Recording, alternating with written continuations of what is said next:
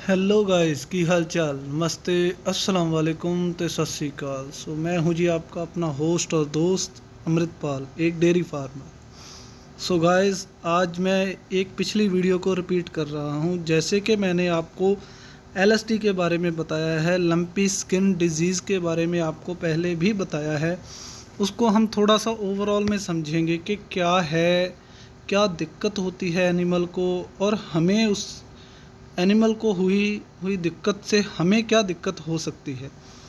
ये सभी चीज़ें हमें बहुत ही ध्यान देने वाली हैं। इस वीडियो को शुरू करने से पहले please guys like, share and subscribe my channel, ताकि और भी अच्छी अच्छी वीडियोस मैं आपके साथ शेयर करता रहूं। गाइस, अब हम बात करते हैं एलएसडी के बारे में।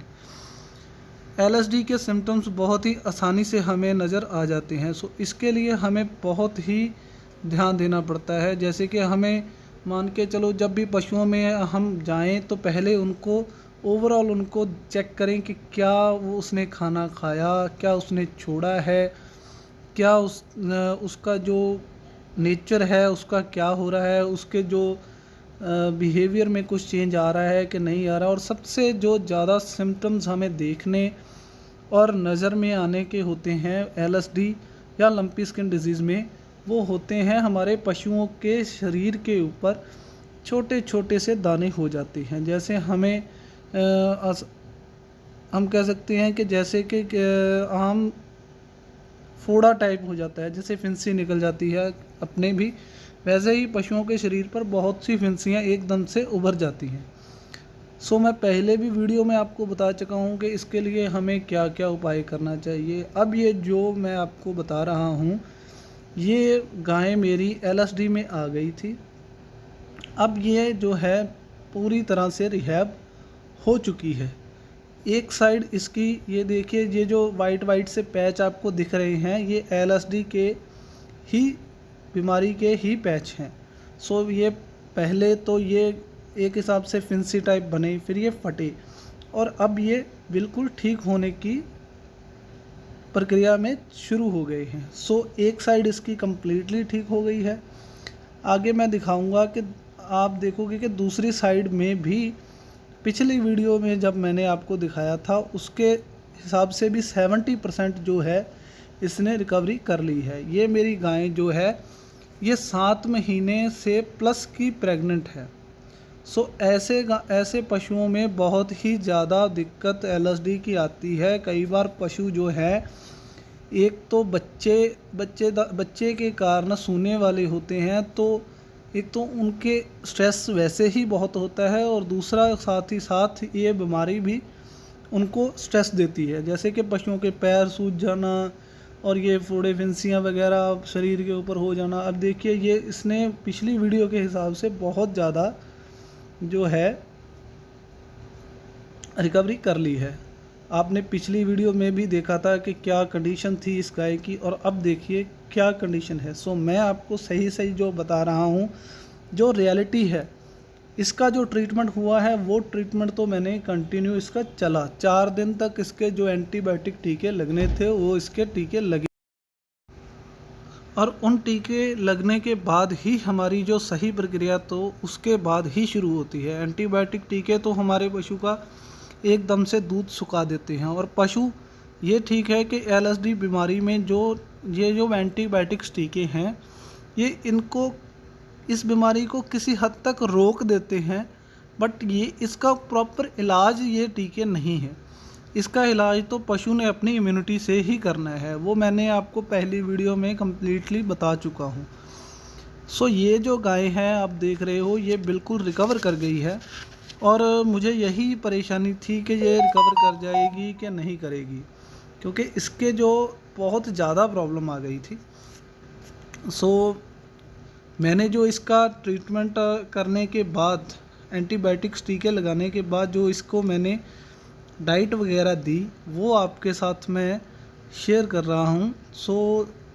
जैसे कि आपको पता ही है, इस बीमारी में हमने पशु को विटामिन सी बहुत मात्रा में देना है, जिससे कि उसकी इम्यूनिटी बूस्ट हो जाए।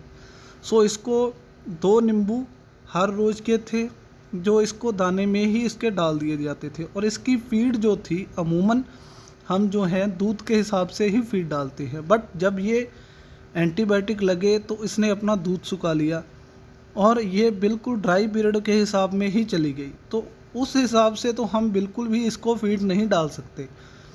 दूध के हिसाब से तो आप बिल्कुल भी फीड नहीं डाल सकते उस टाइम में जब इसको बीमारी आ गई है। तो आप इस टाइम में क्या करोगे कि पशु को 8 से 9 किलो फीड देनी ही देनी है ताकि वो जल्दी रिहैब हो सके। सो मैंने इसकी जो 8 किलो फीड रखी वो इसकी कंटिन्यू ही रखी पूरे दिन की, जितना ये दूध पहले देती थी। और जब इसने दूध कम कर दिया बीमारी आने के बाद भी मैंने 8 किलो फीड ही रखी। सो उसके साथ जो था 2 नींबू थे और उसके बाद इसको विटामिन सी और जी की गोलियां आती थी वो दी। और साथ ही साथ मैंने देखा कि ये थोड़ी सी वीक ज़्यादा हो रही है।